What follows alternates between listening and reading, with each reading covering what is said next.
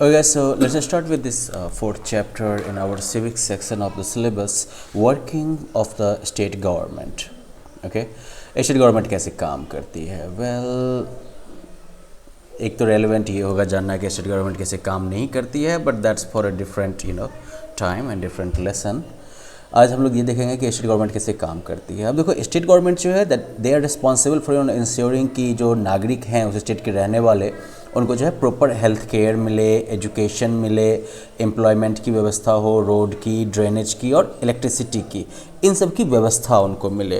Okay, साथ ही साथ जो है स्टेट्स की ये भी जिम्मेदारी होती है, the states have the responsibility of raising the level of nutrition and the improvement of public health. Okay, state की साथ साथ ये भी जिम्मेदारी है कि वो जो है लोगों के न्यूट्रिशन के लेवल को बढ़ाए, लोगों के जो है क्या कहोगे, पौष्टिक आहार के स्तर को जो है, पोषण के स्तर को बढ़ाए, और साथ ही साथ जो है जो पब्लिक हेल्थ की जो व्यवस्था है उसमें भी वो सुधार करे. तो हम लोग जो है यही स्टेट गवर्नमेंट के इस फंक्शन को हम लोग देखने वाले हैं, and we are going to look into the function of the state government particularly through the health care. Okay, health care के थ्रू हम लोग जो है कह सकते हो कि स्टेट गवर्नमेंट के फंक्शनिंग को देखेंगे. तो यहाँ पर हम लोग जो है वेलफेयर फंक्शन जो होते हैं स्टेट गवर्नमेंट के उसको देखेंगे. फिर कैसे जो है पब्लिक हेल्थ सर्विसेज और प्राइवेट हेल्थ सर्विसेज कैसे काम करती हैं इंडिया में, हेल्थ केयर डिस्ट्रीब्यूशन में क्यों असमानता है या इनइक्वालिटी है, और ये कि पब्लिक हेल्थ केयर सर्विसेज जो है वो इनएडिक्वेट है, यानी कि अपर्याप्त है. तो हम इन सभी चीज़ों को देखेंगे इस चैप्टर में. So let's begin with it. नसीले, एक चीज़ तो तय है कि हेल्थ जो है किसी भी इंडिविजुअल का, ये उनकी सबसे महत्वपूर्ण संपत्ति है, right. It is there most important asset. अब according to WHO, the world health organisation, okay, enjoyment of the highest attainable standard of health is one of the fundamental rights of every human being without distinction based on race, religion, political belief, economic or social condition.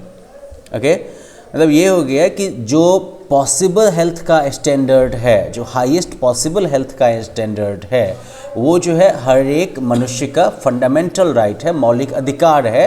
ठीक है, नस्ल, धर्म, राजनीतिक विश्वास, आर्थिक या सामाजिक स्थिति, इन सब के किसी डिस्टिंक्शन के बगैर, इन सब पर आधारित किसी भेदभाव के बगैर.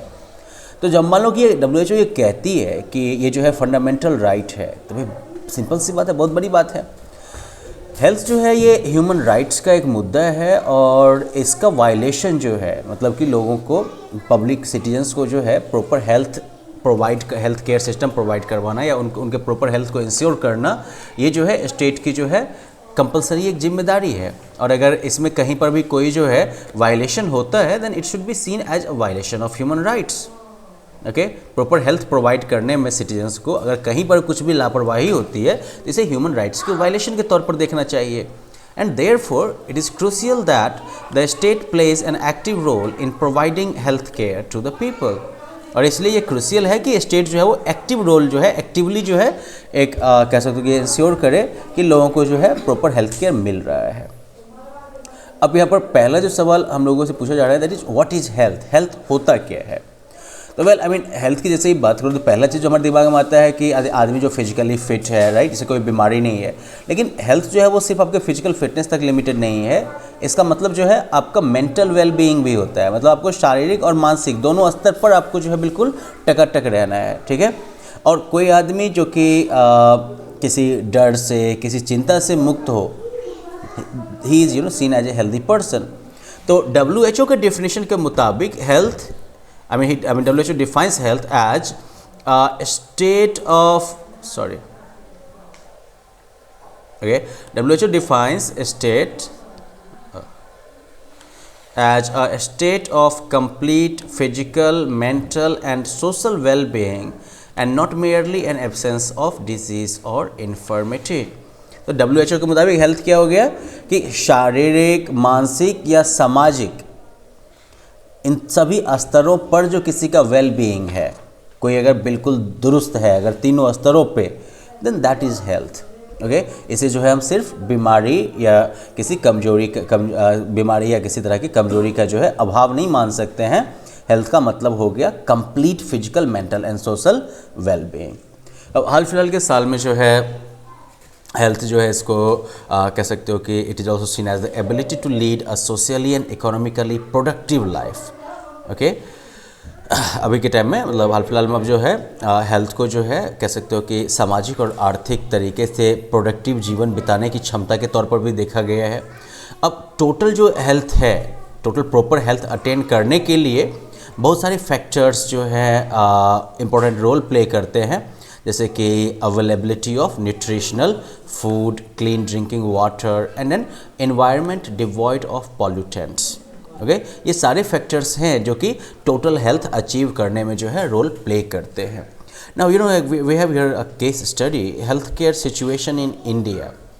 ओके, तो हेल्थ केयर रिसोर्सेज जो है इंडिया में वो काफ़ी हैं। Definitely overall health care resources में भी जो है डेफिनेटली ग्रोथ हुआ है, और हेल्थ रिलेटेड जो मैन पावर है इसमें भी ग्रोथ हुआ है। हेल्थ रिलेटेड मैन पावर का मतलब वो लोग जो कि हेल्थ रिलेटेड सेक्टर में काम करते हैं, doctor, nurses, compounder, right, lab technicians and everything. तो इस तरीके से जो है हाल फिलहाल के समय में हेल्थ केयर रिसोर्सेज जैसे कि hospitals, nursing homes and everything, और दूसरी तरफ जो है health care related man power यानी कि doctor, nurses, compounder, lab technicians etcetera etcetera, इन दोनों की संख्या में ज़बरदस्त वृद्धि, मतलब काफ़ी वृद्धि हुई है।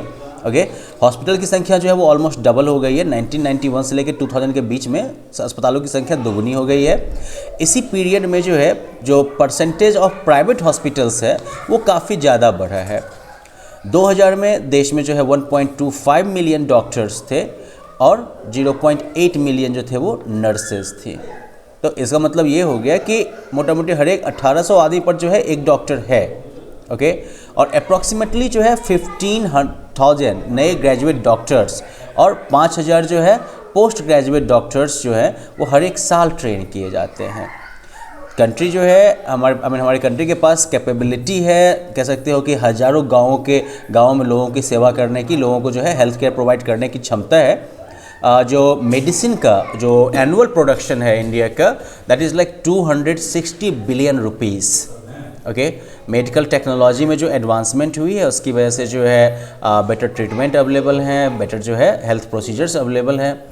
बहुत सारे जो मेडिकल टूरिस्ट्स हैं वो भी इंडिया आते हैं ट्रीटमेंट के लिए, क्योंकि हमारी यहाँ की मेडिकल सर्विसेज जो है वो काफ़ी अच्छी भी है और साथ साथ कम खर्चे में अवेलेबल है। ओके, तो इसको देख के क्या लगता है आपको, कैसा लगता है पिक्चर ये हेल्थ केयर रिसोर्सेज का इंडिया में? क्या आपको लगता है कि वो इंडियन पॉपुलेशन के नीड को फुलफ़िल कर सकते हैं? देखो यहाँ पर जो है इसके लिए अभी तक यहाँ तक देखने के बाद तो लगता है कि नहीं भाई बहुत बढ़िया है। 1800 आदमी पर जो है एक डॉक्टर अवेलेबल है, ये है वो है, हर एक जो साल जो है 15,000 नया डॉक्टर आ रहा है मार्केट में, तो मामूली बात तो नहीं है। लेकिन जब इसको आप ध्यान से देखिएगा तब पाइएगा कि हेल्थ केयर सेक्टर जो है वो ग्रामीण क्षेत्र में पिछड़ा हुआ है। जो ratio of hospital beds to population जो रूरल एरिया में है वो अर्बन एरियाज़ के कंपैरिजन में 15 गुना कम है। बेड टू पॉपुलेशन का मतलब हो गया कि पर मान लो कि अगर 100 लोगों के लिए जो है कितना बेड अवेलेबल है, कितना जो है पेशेंट हॉस्पिटल में एडमिट हो सकता है। ठीक है, तो इस टाइप के रेशियो को अगर देखो तो ग्रामीण क्षेत्र में जो है इस तरह की बेड अवेलेबिलिटी जो है वो अर्बन एरियाज़ की तुलना में 15 गुनी कम है। पब्लिक हेल्थ पर जो पर कैपिटा एक्सपेंडिचर है, मतलब कि पर इंडिविजुअल पर हेड जो खर्चा है पब्लिक हेल्थ पर ग्रामीण क्षेत्र में, वो जो है शहरी क्षेत्रों के सरकारी खर्चे से 7 गुना कम है। प्रेजेंटली अगर बात करो तो जो फैलने वाली छुआछूत वाली बीमारियां हैं, इन्फेक्शियस और पैरासिटिक डिजीजेज, ठीक है, तो ये काफ़ी ज़्यादा मौजूद हैं। ट्यूबरक्लोसिस जो है वो अभी भी इंडिया में काफ़ी सारे डेथ के लिए रिस्पॉन्सिबल फैक्टर है। So well, now is that such an amazing picture? Well, that is one thing. हर एक साल जो है scores of children in rural area dies of measles and malnutrition. Scores मतलब खैर वैसे तो काफ़ी संख्या कह सकते हो, काफ़ी संख्या में बच्चे अभी भी जो है ग्रामीण क्षेत्र में वो मीजल्स और माल न्यूट्रिशन की वजह से, कुपोषण की वजह से मरते हैं। 21% जो कम्युनिकेबल डिजीजेज हैं अभी हमारे यहाँ वो जो है वाटर बॉर्न हैं, मतलब कि पानी से फैलने वाले हैं, जैसे कि डायरिया, हेपेटाइटिस वगैरह वगैरह। और नॉलेज, एक्सपर्टीज और बाकी रिसोर्सेज होने के बावजूद जो है हम लोग सबको हेल्थ केयर फैसिलिटी जो है वो प्रोवाइड नहीं कर पा रहे हैं। So that is the case, like situation of India. तो ऐसे में जो है पहला बात कि क्या पैराडॉक्स यहाँ पर जो है हम लोग देख सकते हैं, तो वेल सबसे बड़ा पैराडॉक्स जो है वो यही है कि नॉलेज है, एक्सपर्टीज है और बाकी रिसोर्सेज हैं, लेकिन हम जो है हेल्थ केयर फैसिलिटीज़ सबको प्रोवाइड नहीं करवा पा रहे हैं, right. That is one thing. अगली बात है, do you think all people avail health care facilities provided by the state? No, not all people avail healthcare facilities provided by the state, simply because people who can afford would rather go to private hospitals in many places, है कि नहीं। तो ऐसे case में जो है of course वो जो है स्टेट द्वारा प्रोवाइडेड जो हेल्थ केयर फैसिलिटीज़ है उनका फ़ायदा नहीं उठाते हैं, ऑल पीपल नहीं उठाते हैं। Yeah, most of the people who are in the low income group, they definitely avail healthcare facilities provided by the state, even though they may not be very happy with that. So well, that is the beginning of this whole health thingy. Now we have got to read about healthcare system in India, and then the inequality in this whole health services and sector and everything, but we will do those in the next class. Okay, bye bye, have fun. Sure.